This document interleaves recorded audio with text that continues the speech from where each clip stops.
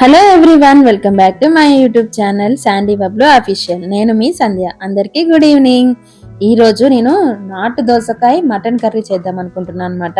ఈరోజు అనుకోకుండా తెచ్చుకున్న కర్రీ ఏదైనా ఉందంటే అది మటనే. అసలు ఈ రోజు తెచ్చుకోవాల్సిన సిచ్యువేషన్ కాదు, కానీ అలా కుదిరిపోయింది. ఎందుకో మరి మా నోట్లో మా కడుపులో పడాలని ఉందనుకుంటా ఈ మటన్ కి. సో నేనైతే మటన్ కర్రీ తీసుకుని వచ్చా అనమాట. అసలు మేము మటన్ తినేదే అమావాస్య పుణ్యానికి ఒకసారి. ఇప్పుడు చేశారంటే మళ్ళీ ఏదో ఫెస్టివల్స్ అలాంటి టైంలో చేస్తాను. అలాంటిది ఇప్పుడు తీసుకొచ్చా అనమాట. ఎందుకంటే అది మన బడ్జెట్ ఫ్రెండ్లీ కర్రీ కాదు కదా.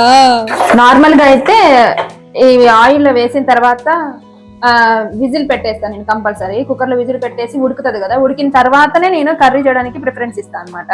కాకపోతే ఈసారి ఏం చేస్తున్నానంటే ఒక నాటు దోసకాయ వేద్దాం అనుకుంటున్నాను కాబట్టి ఫస్ట్ వాటర్ అంతా అయిపోయిన తర్వాత కర్రీ లాగా కుక్ చేసి, ఉడికినా ఉడకకపోయినా కర్రీలాగా కుక్ చేసి కొంచెం వాటర్ పోసేసి నేను విజిల్కి ఇద్దాం అనుకుంటున్నా. మటన్ అన్నాక అట్లీస్ట్ ఒక్క మూలిక బొక్కైనా పడకపోతుంది దాన్ని మటనే అనమండి మేమైతే. కనీసం ఒక్క మూలిక మసాలా నేను మటన్ తీసుకునేది ఈ మూలిక బొక్క కోసం. బయట ఫంక్షన్స్ కి ఎప్పుడైనా వెళ్ళినప్పుడు కొద్దిగా నామూషగా అనిపించినా ఇంట్లో మనది మనం తినడానికి ఏమైతుంది అనిపిస్తుంది. నేను ½ కేజీ మటన్ తీసుకున్నా. ½ కేజీలో 100 గ్రాములు నాకు ఈ మూలిక బొక్కలు పోయినాయి అనమాట. 2 తీసుకున్నా, నాకు ఒకటి బబ్బులు కోడికని. సో ఈ 2 తీసుకోవడంతో 100 గ్రాములు ఈ మూలిక బొక్కలు పోయినాయి, 400 గ్రాములు వచ్చినాయి. సో నాకు ముక్కల కంటే ముందు బొక్కలు కావాలి. బొక్కలేదో ముద్ద దిగదనమాట మటన్ కర్రీలో. వాటర్ అంతా బయటకు వచ్చేస్తున్నాయి కదా, సో ఇంకా చాలు. ఆయిల్ కూడా నేను స్టార్టింగ్ వేసేటప్పుడు కొంచెమే వేసాను అనమాట. ఎందుకంటే మళ్ళీ అన్ని కారం, ఉప్పు, మసాలాలు, అల్లం పేస్ట్ అన్ని వేసేటప్పుడు ఇంకొంచెం ఆయిల్ పడుతుంది. ఎలాగో ఇది నీళ్లు వస్తాయి కాబట్టి అప్పుడే మొత్తం ఎంత కావాలో కర్రీకి కావాల్సినంత ఆయిల్ పోస్తే ఏంటంటే మనం మొత్తం కర్రీ పీల్ చేసుకుంటుంది. ఎంత ఆయిల్ ఉందో కూడా అర్థం కాదు. సో అందుకే ఒక 2 స్పూన్లు అంత ఆయిల్ ప్లస్ ఆనియన్స్ వేగిన తర్వాత ఈ కర్రీ వేసేసాను అనమాట. సో వాటర్ ఆల్మోస్ట్ ఇంకా మొత్తం ఇనికిపోతున్నాయి. ఈ టైంలో ఇంకా మనం అల్లం పేస్ట్ ఫస్ట్ అయితే కొన్ని దోసకాయ ముక్కలు కట్ చేసుకొని పెట్టుకున్నా. ఇందులో సీడ్స్ వచ్చేసి చేదొచ్చాయి, అందుకే నేను ఓన్లీ ఇది మాత్రమే కట్ చేసుకొని చిన్న చిన్న ముక్కలు కట్ ఒక్కటే ఉందన్నమాట దోసకాయ. ఇది అయితే వేసేసుకుంటున్నా ఇందులో. ఒకసారి మ్యారేజ్ కి ముందు మా అత్తయ్య మాకు అంటే మా హస్బెండ్ కి నాటు దోసకాయ కర్రీ వండి పంపించింది అనమాట.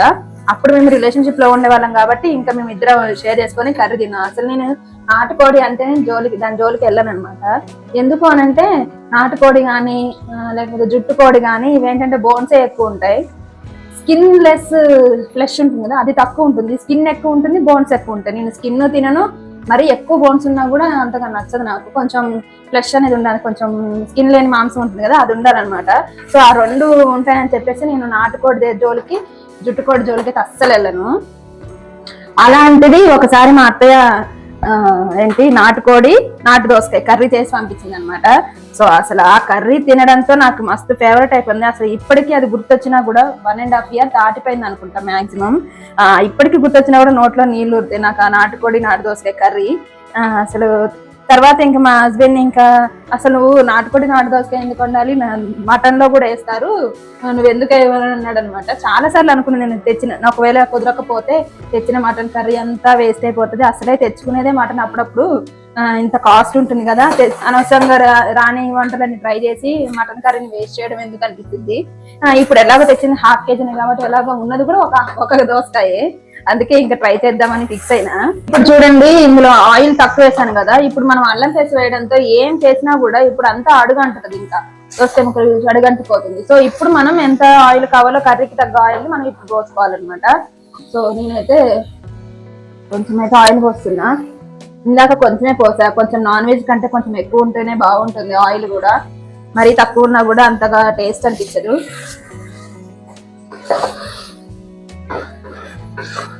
మంచిగా ఫ్రై లాగా అయిపోయింది, అంటే అల్లం పేస్ట్ కూడా ఆయిల్ లో మంచిగా ఫ్రై అయిపోయింది. సో ఇప్పుడు చూసారు ఆయిల్ కూడా మనం పైనుంచి ఎక్స్ట్రా కొంచెం ఆయిల్ వేసుకున్నాం కాబట్టి మంచిగా ఉన్నాయి ముక్కలు, అంటే కొంచెం అడుగంటం తగ్గింది అనమాట. ఇలాంటి టైంలో మనం ఇప్పుడు ఉప్పు కారం వేసుకుందాం. ఈ ఉప్పు కూడా కొంచెం అంత కావాలంటే కర్రీ దించిన తర్వాత అయినా ఒకసారి టేస్ట్ చూసి వేసుకోవచ్చు, కానీ ముందే ఇప్పుడు వేసుకోకండి. ఎందుకంటే ముక్కలు మనం ఇప్పుడు విజిల్కి ఇస్తాం కాబట్టి మొత్తం అంతా కూడా ముక్కలకే పట్టేస్తుంది, కొంచెం కష్టమయ్యే ఛాన్సెస్ కూడా ఉంటాయి. సో నాది చిన్న స్పూన్ కాబట్టి కొంచెం ఒక 3 స్పూన్లు అంత సాల్ట్ అయితే వేసేసా. సో ఈ కారం వచ్చేసి నేను చాలా సార్లు చెప్పాను, ఇది తేజ కారం. సో అందుకని నేను ఒక నాన్ వెజ్ కాబట్టి ఒక 2 స్పూన్లు అంత కారం అయితే మంచిగా వేసుకుంటున్నా, కొంచెం కారం కారంగా ఉంటే కూడా బాగుంటుందని. ఇప్పుడు కలుపుకున్నాం ఒకసారి. ఆయిల్ పర్ఫెక్ట్, ఇంకా ఎక్స్ట్రా ఆయిల్ కూడా ఏం వేయనక్కర్లేదు. అల్లం పేస్ట్ వేసేసాం, అది ఆయిల్లో ఫ్రై అయిన తర్వాత ఉప్పు కారం కూడా వేసేసాం. ఇవి మంచిగా ముక్కలకి పట్టాలంటే ఒక 2 నిమిషాలు చాలు, పొయ్యి మీద ఎక్కువ ఉంచనక్కర్లేదు, ఎందుకంటే మళ్ళీ కారం మాడిపోతుంది. సో ఒక 2 నిమిషాలు ఉంచేసి మనకి ఎంతైతే పులుసు కావాలో అంత పులుసు పోసేసుకుందాం. ఇంకా సో కర్రీ కూడా అంతా మంచిగా అయిపోయింది. సో ఇప్పుడు మనకి ఎంత పులుసు కావాలో అంత అన్నమాట. నాకు కొంచెం చాలు, గ్రేవీ లాగా ఉంటే సరిపోతుంది. ఇప్పుడు ప్లస్ ముక్కలు కూడా కొంచెం ఉడకాలి కాబట్టి నేను కొంచెం మంచిగానే వాటర్ పోసుకున్నా. అంతగా కావాలంటే మంచిగా ఒక 4-5 విజిల్స్ వచ్చాక ఒక 5 ఇద్దాం, ఎందుకంటే ఇది కొంచెం గట్టిగా అనిపిస్తుంది ముక్క వచ్చేసి.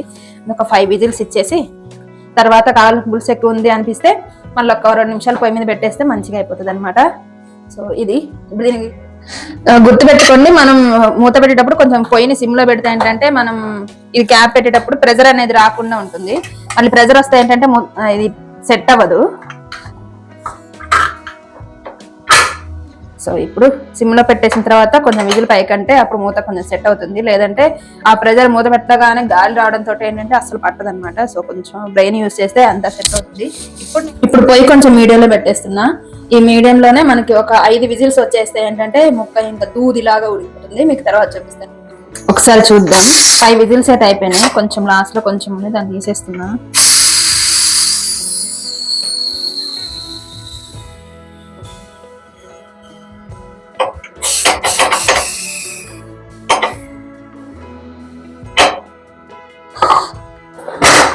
సో ఇది ప్రెజర్ ఉన్నప్పుడు తీస్తేనంటే ఢామ్ అని వెళ్తుంది, కొంచెం జాగ్రత్త.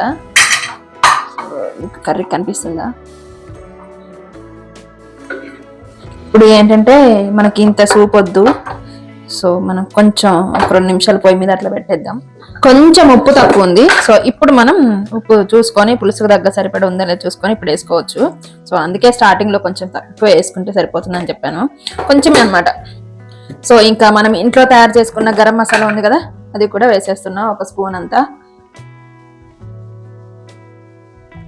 చాలు. ఇంకా ఒక 2 నిమిషాలు అలా పొయ్యి మీద ఉడికేస్తే వేడి వేడి నాటుకోడి మటన్, నాటు దోసకాయ మటన్ కర్రీ, దోసకాయ మటన్ అన్నమాట. వావ్, నోరూరించే మటన్ కర్రీ సూపర్, చాలా బాగా కుదిరింది. సో ఇంక మనం టేస్ట్ చేయడమే లేటు, టేస్ట్ చేసేద్దాం. బబ్లుకి ఏ కర్రీ, నాన్ వెజ్ లాంటిది ఏ కర్రీ చేసినా సరే దాంట్లోకి ఆనియన్ ఉండాలన్నమాట, అంటే రెస్టారెంట్ స్టైల్ ఆనియన్స్ ఉండాలి. అందులో మళ్ళీ ఎక్కువ కూడా తినడు, ఒక్కటే తింటాడు.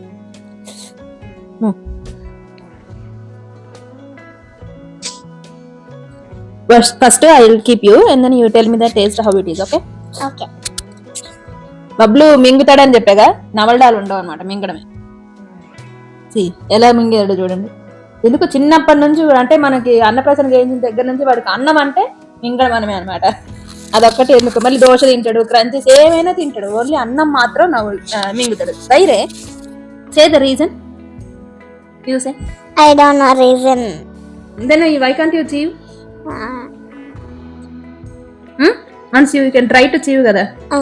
Why?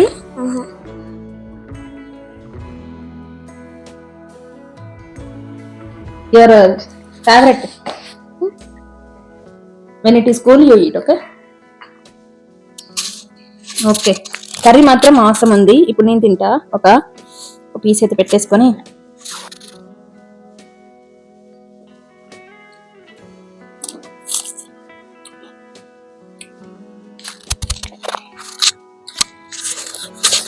ఎక్సలెంట్ ఉంది కర్రీ మాత్రం, చాలా అంటే చాలా బాగుంది.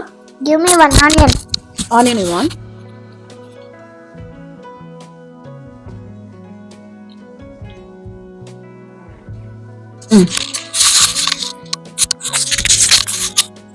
హ్యాపీ?